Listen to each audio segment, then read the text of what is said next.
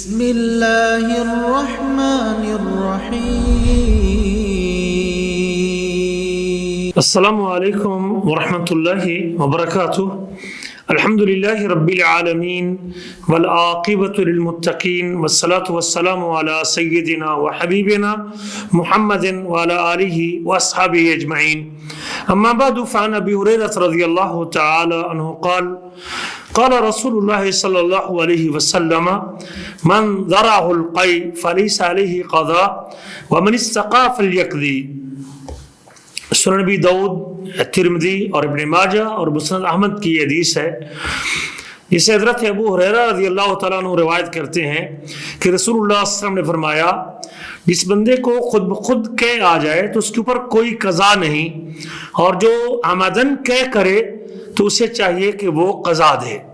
یہ حدیث اس بات پر دلالت کرتی ہے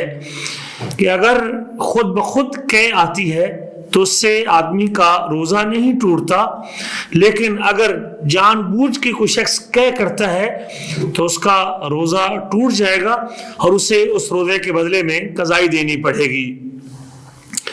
یہ جمہور اہل علم کا موقف ہے، لیکن اگر خود بخود قے آ جاتی ہے بغیر اختیار کے تو اس کا روزہ درست ہے اور اس کے اوپر کوئی چیز واجب نہیں ہوتی۔ امام خطابی فرماتے ہیں لا اعلم بین اہل العلم فیہ اختلافا، اس میں اہل علم کے درمیان میرے علم کے مطابق کوئی اختلاف نہیں ہے۔ امام ابن قدامہ کہتے ہیں ھذا قول عامۃ اہل العلم، یہ عمومی طور پہ اہل علم کا یہی قول ہے۔ تو اس حدیث سے معلوم ہوا کہ جان بوجھ کے جو شخص قے کرتا ہے، عمدن قے کرتا ہے،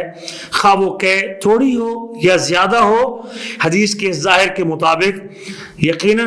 اس کا روزہ ٹوٹ جائے گا اور اسے اس روزے کے بدلے میں قضائی دینی چاہیے، خواہ وہ تازہ کھانا ہو، خواہ وہ کھانے سے اگلی حالت اور کیفیت ہو، بلغم ہو یا خون ہو۔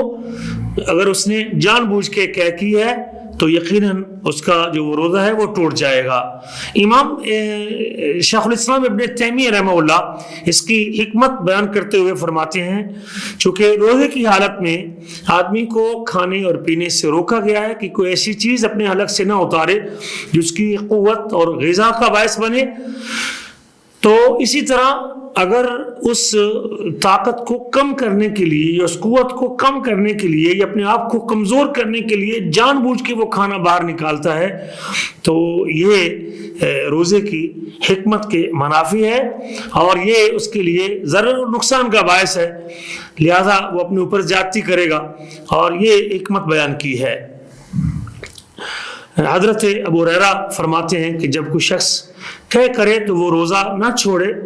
چونکہ وہ جسم سے اس نے کچھ چیز نکالی ہے، داخل نہیں کی، تو اللہ تعالیٰ سے